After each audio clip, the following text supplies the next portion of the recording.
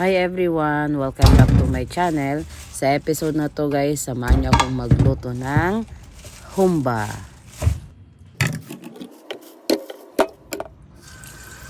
Hugasan lang po natin ito ng maigi. Ngayon naman po, kailangan ko na itong palambutin.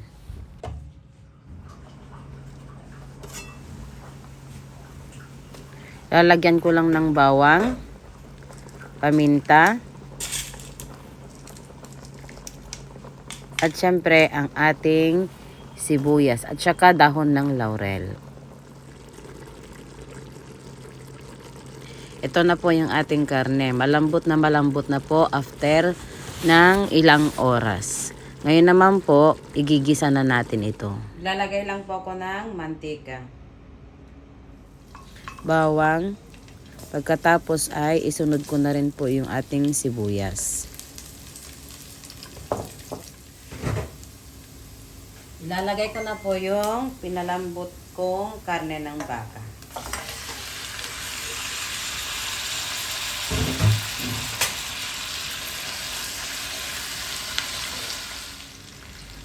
Maglalagay din po tayo ng oyster sauce.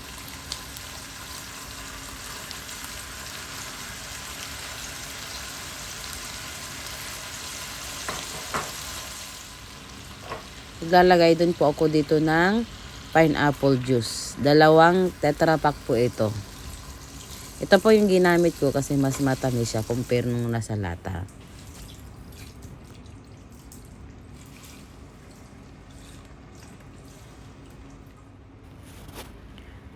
At pakukuluin na natin ito, pero maglalagay ako ng bay leaves at saka pamintang durog.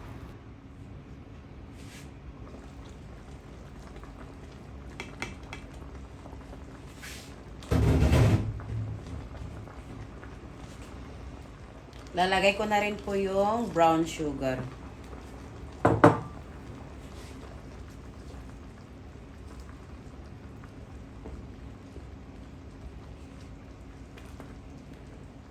Yung black beans natin, lagay ko na rin po. Ibinabad ko na po ito sa tubig dahil sobrang alat po nito.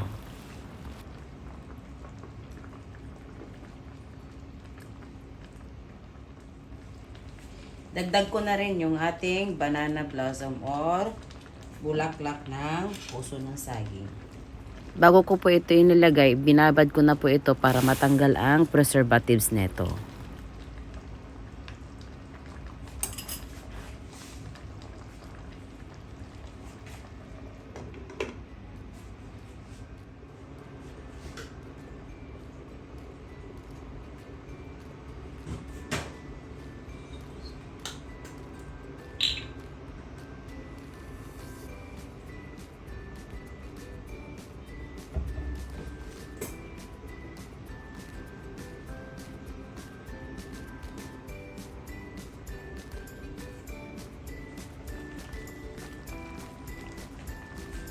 Magdadagdag din po ako ng 1/3 cup ng soy sauce.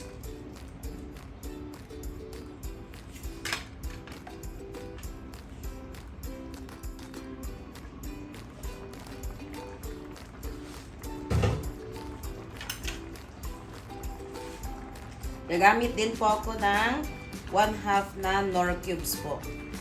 Beef Knorr cubes.